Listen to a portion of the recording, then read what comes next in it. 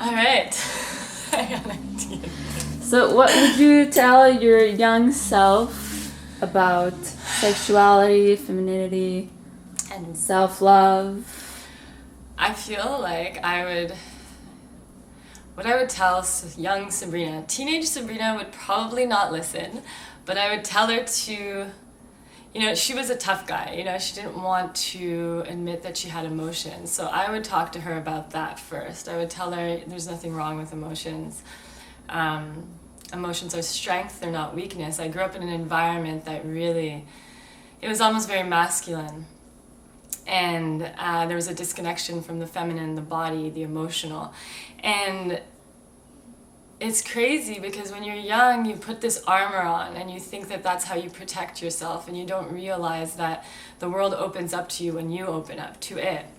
But you have to go first. And I didn't know that. And especially when it came to sexuality, I was kind of the mentality that I wanted to kind of be like a man in that sense. I was like, well, men don't get hurt, so if I act like a man, then I won't get hurt.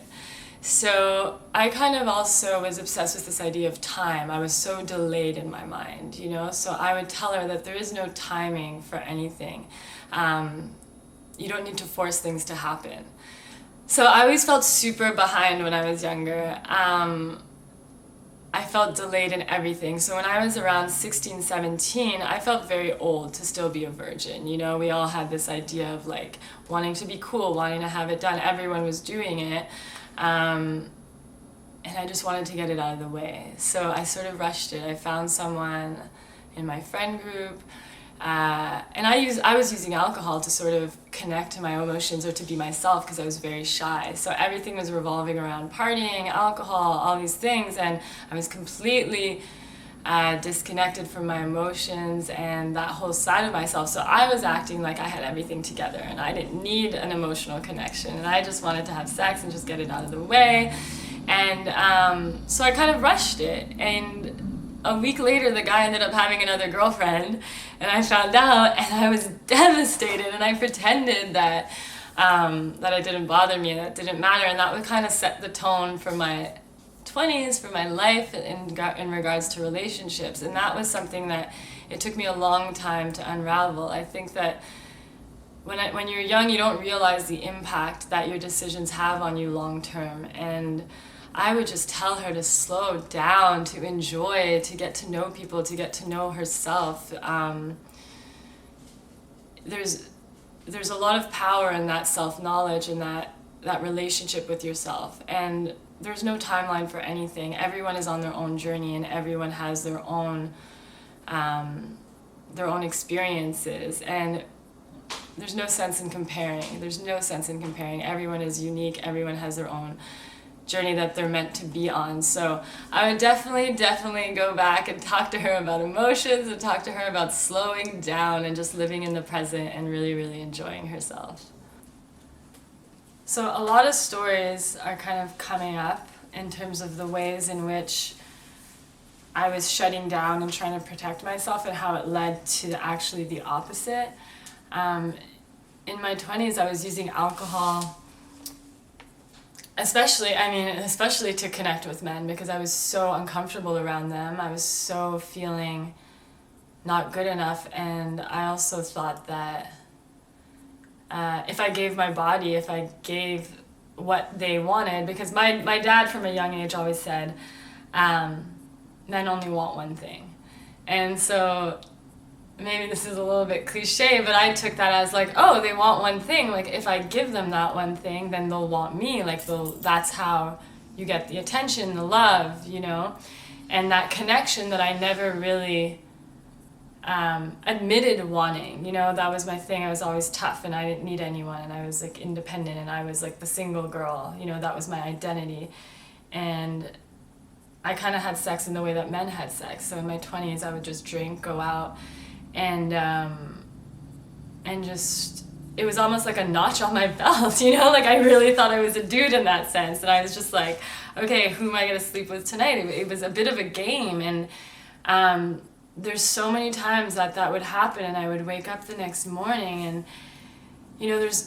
there's times where I'd wake up and not remember if I had sex with the person, and not remember what happened, and kind of play it off. Like the worst part is that instead of like being like, where the fuck am I? Like, where am I? Who is this person? Like, what have I done? Like, how did I end up here? I would kind of just sort of have little glimpses of the night before and then be like, yeah, this is what I wanted. Like, I would trick myself into believing that this was what I wanted and that this is where I wanted to be and that this was fun.